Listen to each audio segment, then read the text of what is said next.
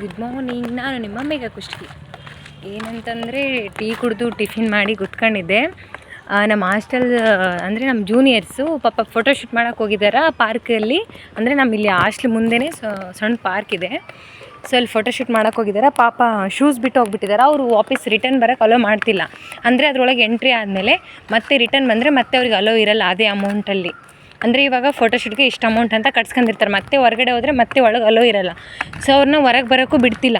So ಅಕ್ಕ please ತಂದುಕೊಡಿ, ಯಾರು ತಂದು ಕೊಡ್ತಿಲ್ಲ ಅಂತಂದ್ರೆ ಸೊ ಇರಲಿ ಪಾಪ ಅಂತಂದು ಶೂಸ್ ಕೊಡಕ್ಕೆ ಹೊಂಟೀನಿ.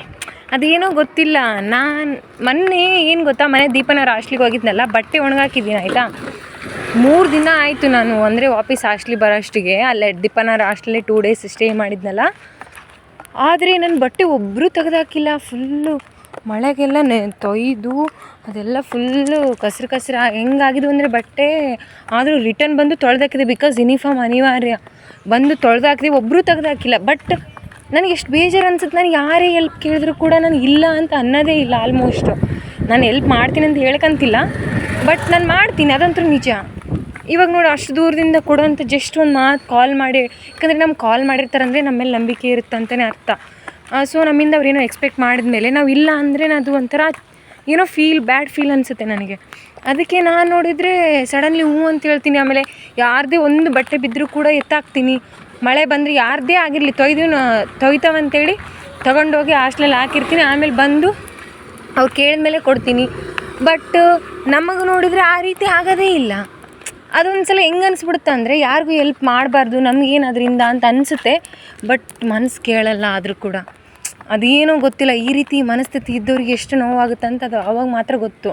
ಇವಾಗ ನಾನು ಸ್ಟಿಲ್ ಬರೋಕ್ಕಂತೀನಿ, ಬೇಕಾ ನಿಂಗೆ ಇದೆಲ್ಲ ಮೇಘನಾ, ನಿನ್ನ ಬಟ್ಟೆ ಯಾರು ತೆಗೆದಾಕಿದ್ದಾರೆ, ಮೊನ್ನೆ ಎಲ್ಲರೂ ಇದ್ದರು ಹಾಸ್ಟ್ಲಲ್ಲಿ ಅಂತ ಎಷ್ಟು ನೋವು ಅನಿಸುತ್ತೆ. ಬಟ್ ಎಲ್ಲರೂ ಅದೇ ತಪ್ಪು ಮಾಡಲ್ಲ ಅಲ್ಲ. ಯಾರೋ ಒಬ್ಬರು ಮಾಡಿದ್ದಕ್ಕೆ ಎಲ್ಲರಿಗೆ ಯಾಕೆ ಶಿಕ್ಷೆ ಅಂತ ನನಗೆ ಹಂಗೆ ಅನಿಸುತ್ತಾ.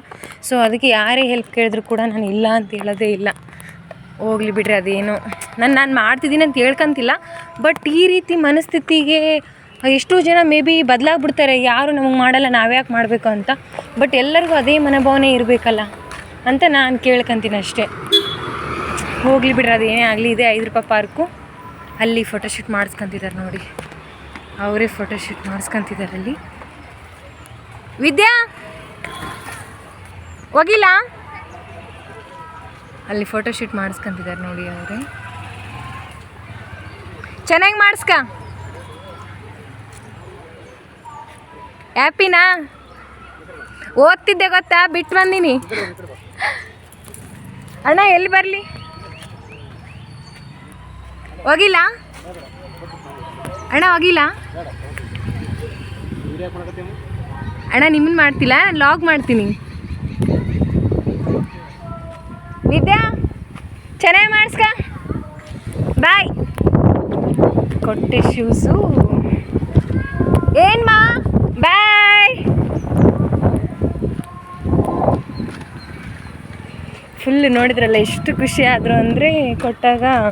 ಸೊ ಆ ಒಂದು ಖುಷಿ ಇನ್ನೊಬ್ರು ಫೇಸಲ್ಲಿ ಕಾಣ್ತೀವಲ್ಲ, ಸೊ ದಟ್ಸ್ ಸಾರ್ಥಕ ಅಂತ ಅನಿಸುತ್ತೆ. ಸೊ ಅದಕ್ಕೆ ಯಾರೋ ಒಬ್ಬರು ಮಾಡಿದ ತಪ್ಪಿಗೆ ಎಲ್ಲರಿಗೆ ಯಾಕೆ ಶಿಕ್ಷೆ ಅಂತ ಪಾಪ ಒಂದು 5-6 ಮಂದಿ ಕಾಲ್ ಮಾಡಿದ್ದಾಳೆ, ಅವಳು ಒಬ್ಬರು ಬಂದಿಲ್ಲ.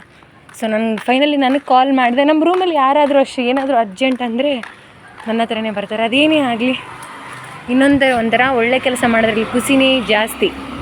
Love you, take care. ಸಿಗೋಣ ನೆಕ್ಸ್ಟ್ ವಿಡಿಯೋದಲ್ಲಿ. And till take care, bye, love you.